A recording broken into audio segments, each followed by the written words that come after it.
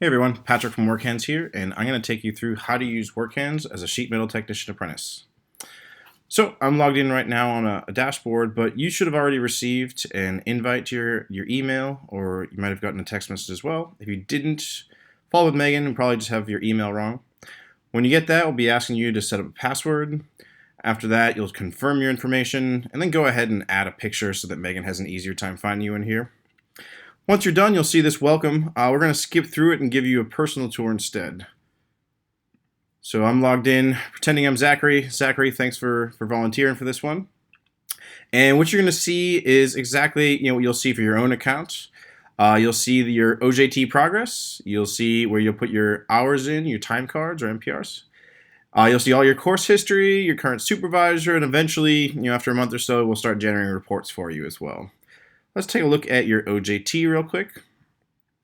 So in here, you'll see generally your progress across the entire program, as well as each of the individual work processes and how you're doing. Zach's doing a great job. He's got a whole bunch of green. But if at any given time you fall behind in one area or another, it's completely expected. You'll start to see a little bit of red. It's just a way to indicate where you might want to be working with your foreman and your supervisor to make sure that you're filling out and staying on track of the well-rounded apprenticeship expectations. So how all this gets in here, we're going to go back to our dashboard, is that you're going to have a time card that you can fill out from your phone. So we've taken all the past hours you've submitted and we've set them up. There's one bulk time card here. Going forward, we'll automatically set up a time card for you each month. So we'll take a look at Zach's for September 2019. Let's pull this up. And in here, just like you'd been doing previously, maybe on a piece of paper, you can go in and keep track of what you were doing each day. So in this case, say it's today it's Wednesday. Actually spent the entire day doing layout, so it's 8 hours here. And maybe you're going back for the rest of the week. You put in fabrication assembly, you put in 4 hours, another 4, and on Monday, you don't really remember, so you put in about 8 hours here. Whole hours only when you do this. And then the reality is, I bet a lot of you can do this every single day. You can save it for later. If you find that, you forgot to fill this out, you need to go back. You can either flip back through all the previous dates or just hop to the full list and you can jump around to various spots. So now we can put in, Tuesday the 10th hours as well. Throughout the month, you could be doing that. You'll be saving it for later.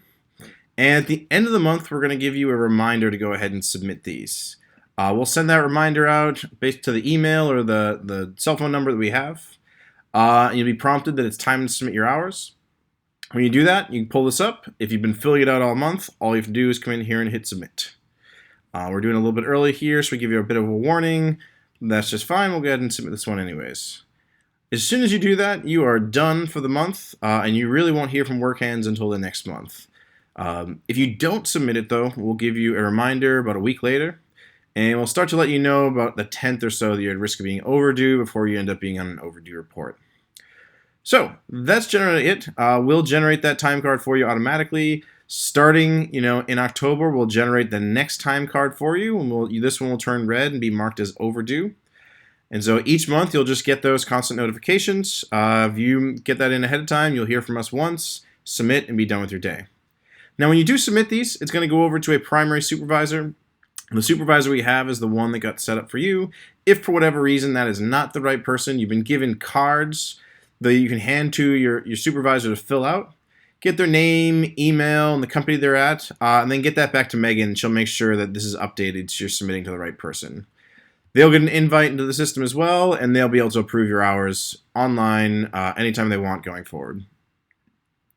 So that's really it for OJT. That's the bulk of what you'll be doing on Workhands.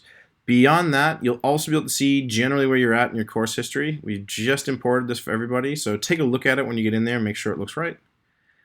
But it should have every course that you've taken previously, roughly that it's been completed, and where are you at today.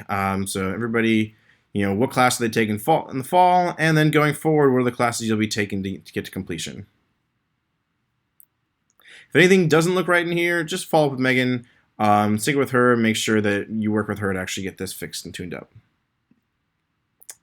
So that's it. That's going to be your OJT, your time cards, your courses. Like I said, your supervisors will be in here. If you have multiple supervisors when you come in, you'll see them all listed.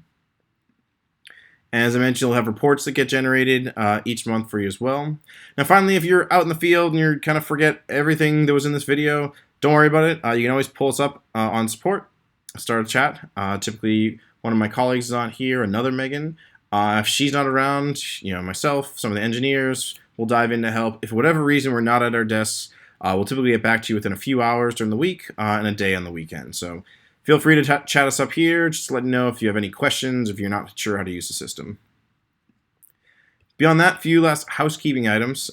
So should you want to change the cell phone number on the system, you want to change how the email that we have, just go into this drop down, you go to settings, and you can go and actually change your email or phone right here.